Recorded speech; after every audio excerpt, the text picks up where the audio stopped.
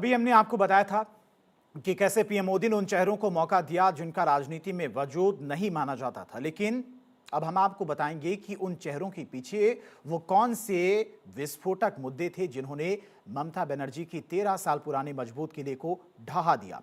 हम बंगाल की उन 5 सीटों के एक एक मुद्दे को बताएंगे जहां की जनता ने चुपचाप कमल छाप के नारे को हकीकत में बदल दिया। बीजेपी ने इस चुनाव में महिला सुरक्षा को सिर्फ नारा नहीं बल्कि अपनी जीत का आधार बनाया।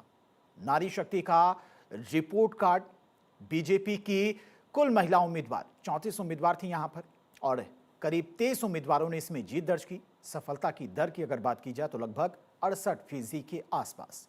बीजेपी ने इस चुनाव में 34 महिलाओं को मैदान में उतारा था, जिनमें से 23 ने प्रचंड जीत हासिल की। और यह सिर्फ एक चुनाव नहीं था बल्कि ममता बनर्जी की उस महिला वोट बैंक के दावे पर सबसे बड़ी चोट थी जिसे वो अपना अभेद्य किला मानती थी। यह दर्शाता है कि बंगाल की महिलाओं ने बीजेपी के वादों पर भरोसा किया है। क्यों हारी टीएमसी और कैसे जीती बीजेपी? पानीहाटी में न्याय की जीत।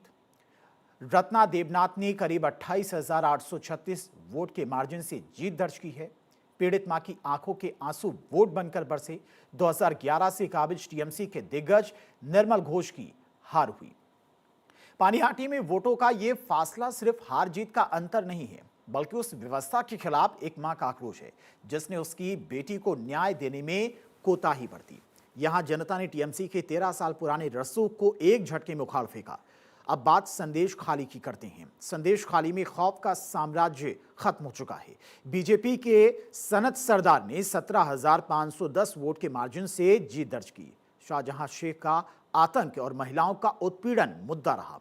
टीएमसी के बाहुबल पर लोकतंत्र की सबसे बड़ी यहां पर जीत हुई। संदेश खाली वो नाम जो पिछले कुछ समय से बंगाल के दमन का चेहरा बन गया। यहां पर सनत सरदार की जीत ये बताती है कि जब महिलाओं की अस्मिता पर आंच आती है तो बड़े से बड़े सिंडिकेट और शाहजहां जैसे चेहरे मिट्टी में मिल जाते हैं।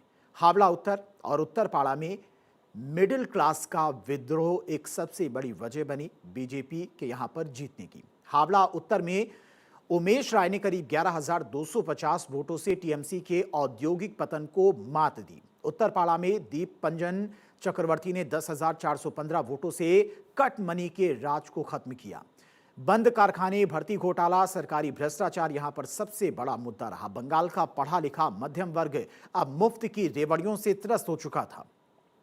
हावड़ा के बंद कारखानों की गूंज और उत्तरपाड़ा में भर्ती घोटाले के दर्द ने टीएमसी के परिवर्तन के नारे को उन्हीं के खिलाफ खड़ा कर दिया। हिंगलगंज में सीमा और सुरक्षा का सवाल था जो कि यहां पर एक बड़ा मुद्दा बना और यहां पर रेखा पात्रा ने 5,421 वोटों के मार्जिन से जीत दर्ज की। घुसपैठ और बदलती डेमोग्राफी का डर यहां पर चुनौती रही। संदेश खाली की बेटी ने सीमावर्ती इलाकों में कमाल कर दिया और हिंगलगंज जैसे सीमावर्ती इलाकों में रेखा पात्रा की जीत ये संदेश देती है कि बंगाल अब अपनी अस्मिता और सुरक्षा के मुद्दे पर समझौता करने को तैयार नहीं है। जहां पर बीजेपी की जीत ने टीएमसी के तुष्टीकरण कार्ड को फेल कर दिया।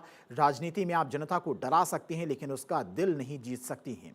जिन्हें वजूद विहीन समझा गया उन्हीं ने बंगाल में परिवर्तन की नई पटकथा लिख दी।